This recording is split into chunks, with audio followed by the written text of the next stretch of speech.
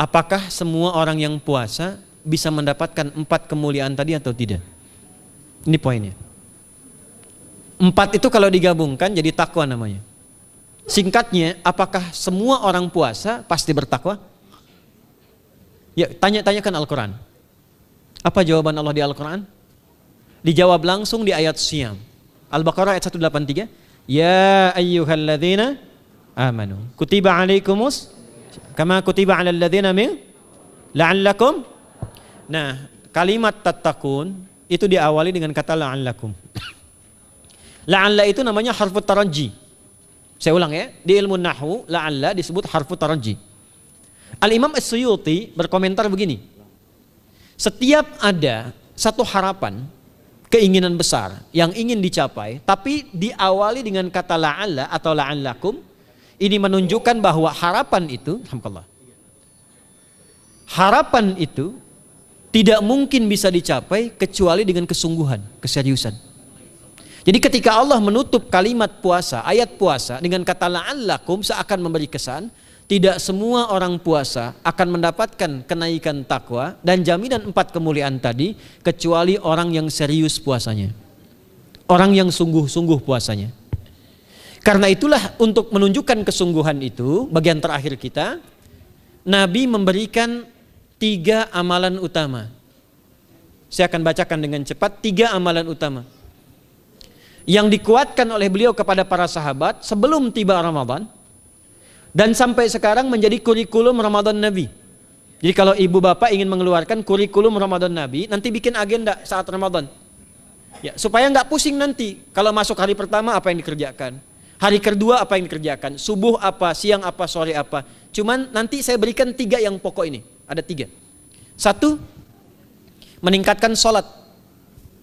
Saya ulang ya, meningkatkan apa? Sholat. Kalau meningkat secara singkatnya berarti bertambah dari yang sekedar fardu, tambah dengan apa? Sunnah. Maka dari sekarang keluarkan semua jenis sholat-sholat sunnah. Keluarkan dari sekarang apa saja, siang dan malamnya. Yang rawatib ada berapa rawatib? Rawatib 12. Ya, rawatib itu yang melekat dengan sholat fardu dan menentukan untuk memperbaiki sholat fardu. Menambah, jadi kalau kurang khusyuk ditambah dengan sunnahnya disebut rawatib. Bisa sebelum, bisa setelah sholat fardu. Ada 12 dari hadis Nabi SAW. Man shalla isnatai asyrata rak'atan, siapa yang sholat 12 rakaat fi yaumin wa lailatin, yang mengiringi sholat fardu siang dan malam, ya, bunyalahu bihinna baitun fil jannah, maka akan dibangunkan baginya satu rumah di surga kalau konsisten menunaikan 12 itu sampai meninggal dunia. Sahabat yang mendengar itu mengatakan kompak semuanya, sejak mendengar hadis itu kami usahakan istiqomah sampai meninggal tidak meninggalkannya. 12 itu 2 sebelum subuh, cepat. 4 sebelum zuhur, 2 setelah zuhur, 2 setelah maghrib, 2 setelah isya. 2 rakaat sebelum subuh, 4 rakaat sebelum zuhur. Kalau nggak bisa 4 rakaat karena terbatas waktunya, boleh 2 rakaat khusus untuk sebelum zuhur. Kalau nggak bisa 4, boleh berapa? 2. Dalilnya hadis Ibnu Umar radhiyallahu taala anhuma. Kata beliau, hafidtu asyra rakaatin, saya hafal 10 rakaat dari Nabi sallallahu alaihi wasallam salat sunnah. Maka menyebutkan sebelum zuhur 2 rakaat. Baik, jadi 12 ya, 2 sebelum subuh, 4 sebelum zuhur, 2 setelah zuhur, 2 setelah maghrib, 2 setelah isya. Ini yang disebut dengan rawatib. Jamak dari kata ratib. Di luar ini mutlak. Mutlak ini ada yang berdampingan dengan salat fardu, ada yang terpisah. Contoh yang berdampingan, 4 rakaat sebelum asar. 4 rakaat ini bukan disebut rawatib, tapi salat mutlak. Cuma waktunya berdampingan dengan salat fardu. Jadi dia nggak memengaruhi salat fardu, cuma punya keutamaan sendiri. Apa keutamaannya? Hadis Ibnu Umar radhiyallahu taala anhuma, ketika beliau menyampaikan qala Nabi sallallahu alaihi wasallam rahimallahu ra'an shalla qabla al-asri arba'an. Allah akan menambahkan rahmat pada orang yang terbiasa salat 4 rakaat sunnah sebelum salat asar. Jelas ya? Baik. Kemudian apalagi setelah itu? Salat di antara 2 adzan dan 2 adzan ini, adzan dan iqamah. Ya, di antara adzan dan iqamah. Tahiyatul masjid. Apalagi misalnya salat duha. Duha dibagi 3. Awal duha itu kurang lebih 1,5 jam setelah salat subuh. Subuh sekarang misal 4:30, maka jam 6 muncul awal duha. Namanya syuruk. Saya ulang, salat apa namanya? Syuruk itu salat awal duha. Jumlah rakaatnya 2 rakaat. Man shalal ghadata fil jama'ati thumma yaqudu yadhkurullah subhanahu wa ta'ala fa yusalli rak'ataini fa kana alaihi ka ajri umratin wa hajjin, ya ka ajri ummatin wa hajjin tamatan. Siapa yang salat subuh 2 rakaat dengan berjamaah, ya, dan umumnya kalau berjamaah bisa ke masjid di masjid. Kalau tak mampu ke masjid, tunaikan di rumahnya. Setelah itu tidak beranjak dulu, dia duduk untuk berzikir kepada Allah. Zikir itu bisa baca Quran. Quran surah 15 ayat 9 itu Quran disebut dengan zikir. Quran surah 54 ayat 17, 22, 32, 40 itu Quran disebut dengan zikir. Bisa baca Quran, bisa berdoa. Doa disebut dengan zikir. Quran surah ke-7 ayat 205. Ya. Bisa dengan apa lagi? Bertafakkur, ya, mengaji, ta'lim, itu disebut dengan zikir. Ali Imran ayat 190 191. Alladzina yadhkuruna Allaha qiyaman wa qu'udan wa 'ala junubihim wa yatafakkaruna fi khalqis samawati wal ard, ya, disebut dengan zikir. Bisa bertasbih. Zikir pagi petang, kalimat-kalimat thayyibah, ada itu di Quran surah keempat ayat 103. Jadi habis salat subuh zikir dulu. Doa dulu, zikir dulu, belajar dulu, tafsir dulu. Setelah itu muncul syuruk. Perjalanannya disebut isyraq, melewati masyrik, 1 tombak bayangan, dia salat 2 rakaat, itu pahala salatnya senilai haji dan umrah. Sempurna. Bukan sudah haji, bukan. Mau kemana? Ibu mau haji dulu? Tidak. Ya, hajinya nanti bulan Dzulhijjah. Tapi senilai haji dan umrah itu 2 rakaat. Awal duha disebut apa? Syuruk. Pertengahan duha sekitar jam 9 jam 10. Jumlahnya 2 sampai 4 rakaat. Ya, 2 sampai 4 rakaat. Apa fungsinya? 1, mengganti seluruh zikir yang ada dalam tubuh kita.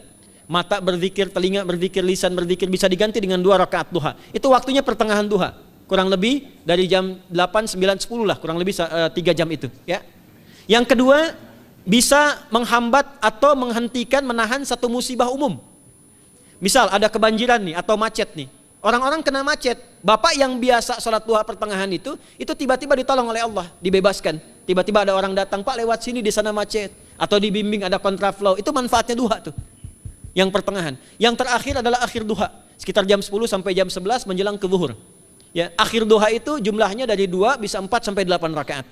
Di antara manfaatnya bisa mempermudah datangnya rizki dengan izin Allah Subhanahu wa taala ketika ikhtiar. Itu duha. Nanti ke malamnya silahkan tahajud, tingkatkan tarawihnya sampai ditutup dengan witir. Itu salat. 2 yang terakhir saya cepat, 2 yang terakhir adalah banyak berinteraksi dengan Al-Qur'an. Ada 3 caranya. 1, banyak membaca. Itu namanya qiraah. Silahkan Bapak Ibu siapkan dari sekarang, targetnya khatam misalnya 1 kali berapa juz? 30 juz. Kalau mau gampang bagi 30, berarti 1 hari berapa? 1 juz. Paling gampang lagi supaya nggak capek ngajinya, supaya nggak capek, bagi 1 juz 5 waktu sholat. Contoh, juz pertama itu Al-Baqarah plus Al-Fatihah. Al-Fatihah saya nggak hitung lah karena sudah hafal ya. Al-Baqarah itu 141 ayat, juz pertama. Bagi 5, 28. Jadi setiap ketemu waktu sholat, bagi 2 lagi, 28 bagi 2 berapa? 14. Sebelum sholat baca 14 ayat, setelah sholat baca 14 ayat. Itu 14 ayat tuh paling-paling nggak nyampe 5 menit Bu, Pak. Kalau investasi 10 menit setiap waktu sholat, bagi 2 kita baca 14 ayat, itu insya Allah selesai Ramadan khatam Quran. Itu udah rumus. Ya, tidak cukup dengan amin, siapkan dari sekarang. Siapkan. Ya. Kemudian mengkaji, kajian, tilawah. Itu tilawah itu di hadis Muslim pahalanya banyak. Ya, majtama'a qaumun fi baitin min buyutillahi. Ya, kita ngajinya Quran hadis ya, biar ya, lebih kuat dalilnya. Majtama'a qaumun fi baitin min buyutillahi yatluna kitaballahi wa yatadarasuna fima bainahum. Ya, siapa yang bisa tilawah Quran, ngaji, tafsir, keluarkan misalnya untuk Ramadan 10 hari saya pengen tahu Al-Fatihah. Itu ketika dilakukan punya 4 keutamaan.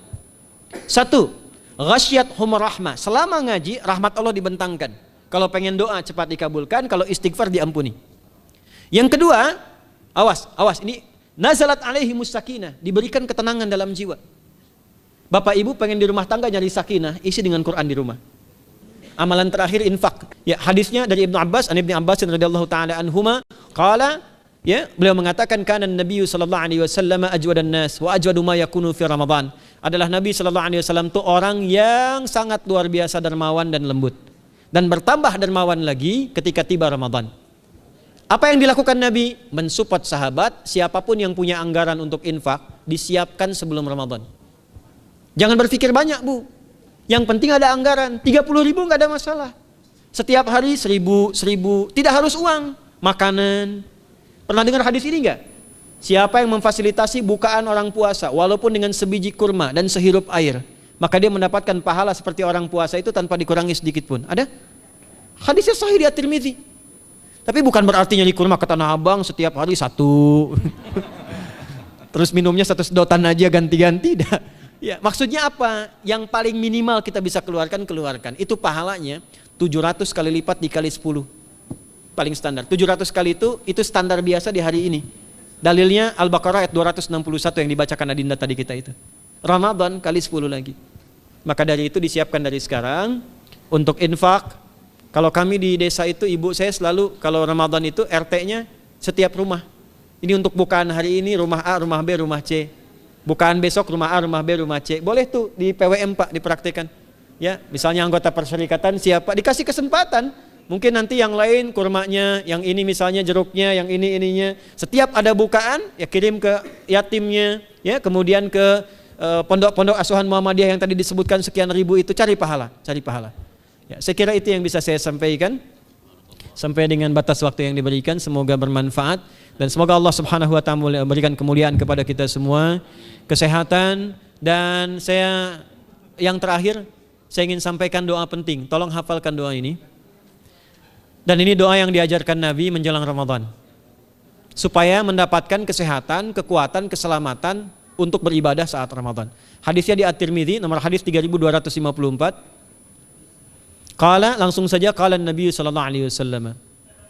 Allahumma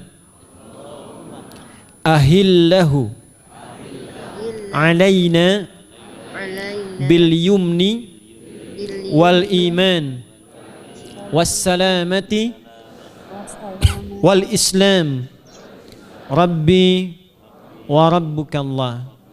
Nah, itu tolong nanti dihafalkan, tadi sudah direkam, dibimbing. Nanti ketika ditetapkan masuk awal Ramadan, bacakan itu. Ya Allah, anugerahkan awal Ramadan kepada kami dengan ketenangan, kedamaian, kekuatan iman, keselamatan, sehat, nggak sakit sampai selesai puasanya, diberikan kekuatan untuk ibadah dalam keislaman dan diikhlaskan hanya karena Allah Subhanahu wa taala. Subhanakallahumma wa bihamdika nasyhadu an la ilaha illa anta nastaghfiruka wa natubu ilaik wa akhiru da'wana anil hamdulillahi rabbil alamin wal 'afu minkum fastabiqul khairat. Assalamualaikum warahmatullahi wabarakatuh.